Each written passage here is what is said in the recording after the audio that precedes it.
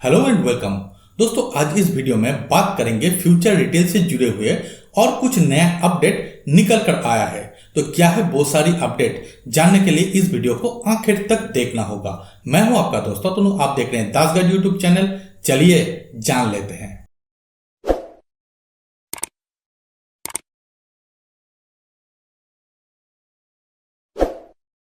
दोस्तों पिछले दिनों इंडियन सुप्रीम कोर्ट के डिविजनल बेंच के द्वारा फ्यूचर रिटेल के ऊपर एक जजमेंट आया था और उस जजमेंट के तहत कहा गया था कि फ्यूचर रिटेल के ऊपर अमेजन के द्वारा जो केस किया गया है या फिर जो पिटीशन किया गया है वो सही है। और दोस्तों आप हम सभी जानते हैं कि यह petition emergency arbitration court Singapore में किया गया था और इसी के चलते जो पूरा सिनारियो पिछले दिनों बना था कि रिलायंस के पास फ्यूचर रिटेल जाएगा या फिर अमेजन के पास, तो ये सारी चीजें फिलहाल के लिए क्लियर हो गए हैं। फिलहाल के दिनों में फ्यूचर रिटेल अमेजन के पास जा रहा है।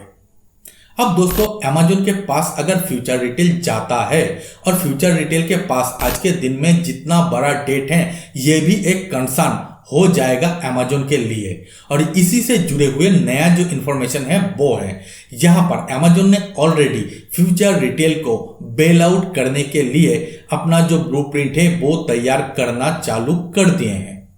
ये एक अच्छा इंफॉर्मेशन हम लोग कह सकते हैं, स्पेशली उन सारे लोगों के लिए जो कि फ्यूचर रिटेल के स्टॉक के ऊपर डिपेंडेंट कर रहा है या फिर जिन लोगों के पास फ्यूचर रिटेल के स्टॉक हैं उन सभी लोगों के लिए। हालांकि ये बातें भी जान लेना जरूरी है कि इमरजेंसी आर्बिट्रेशन कोर्ट सिंगापुर के द्वारा जो ऑर्डर आया था वो सिर्फ और सिर्फ अमेजन और रिलायंस के बीच में जो डील हो रहा था उसको फिलहाल के लिए होल्ड करने के लिए। अब ये सारी जो सिनारियो बन रहा है इसको देखते हुए सिंगापुर के परमानेंट आर्बिट्रेशन कोर्ट में इस केस को भेजा गया है और वहां पर ही एक्चुअल में डिसीजन होगा कि क्या वाकई में फ्यूचर रिटेल अमेजन के पास जाएगा या फिर रिलायंस भी इसको खरीद सकता है। लेकिन दोस्तों ये भी कहा जा रहा है कि ये जो डिसीजन है ये डिसीजन इसी महीने की लास्ट तक आ सकता है और ये जो डिस्प्यूट है इसको फास्ट ट्रैक तरीके से हल करने के लिए ऑलरेडी सिंगापुर के परमानेंट आर्बिट्रेशन कोर्ट के द्वारा 2 लोगों को अपॉइंट कर लिया गया है और ये सारी जानकारी ऑलरेडी अमेजन के द्वारा दिया गया है। अब दोस्तों देखना होगा कि किसके पास एक्चुअल में जो फ्यूचर रिटेल है वो जाता है, क्या रिलायंस के पास जाता है या फिर अमेजन के पास जाता है। लेकिन दोस्तों अमेजन के द्वारा एक चीज क्लियर कर दिया गया है और वो ये कि फ्यूचर रिटेल अगर अमेजन के पास जाता है तो अमेजन के द्वारा फ्यूचर रिटेल को बेल आउट किया जाएगा। इसका मतलब आज तक आप और हम फ्यूचर रिटेल को जिस तरीके से चलते हुए दिखाई दे रहा है इसी तरीके से आगे भी फ्यूचर रिटेल चलेगा। लेकिन फ्यूचर रिटेल में ज्यादा से ज्यादा स्टेक या फिर कंट्रोलिंग स्टेक अमेजन का हो सकता है। इसी तरीके की कुछ बातें यहां पर निकल कर आया है।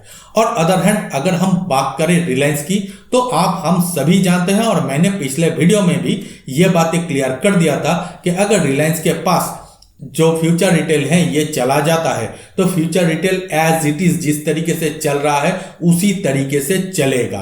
मतलब फ्यूचर रिटेल के पास जितनी सारी एम्प्लॉयज हैं वो एज इट इज काम कर रहा है, आगे भी करेगा और जितने सारे और पर्पस के लिए लोग लगते हैं वो सभी एज इट इज काम करेगा।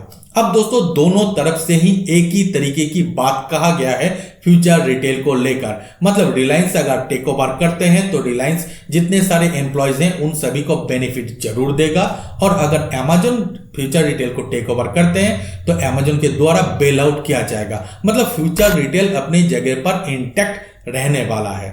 अगर फ्यूचर रिटेल अपनी जगह पर इंटैक्ट रहता है तो फ्यूचर रिटेल में जितने सारे लोग ऑलरेडी इन्वेस्ट कर चुके हैं उन लोगों के भी तो पैसा इंटैक्ट रहेगा या फिर यहां से बढ़ेगा। मतलब फ्यूचर रिटेल के स्टॉक में जिन सारे लोगों के इन्वेस्टमेंट हैं उन लोगों के इन्वेस्टमेंट शायद आगे आने वाले समय में भी अच्छा होने वाला है। मतलब जिन सारे लोगों के मन में ये डाउट था कि फ्यूचर रिटेल किस ओर करवट लेगा और उनके स्टॉक के साथ क्या होने वाला है, तो मुझे लगता है कि ऐसा कोई भी आज के दिन में दुर्घटना नहीं घटने वाला है।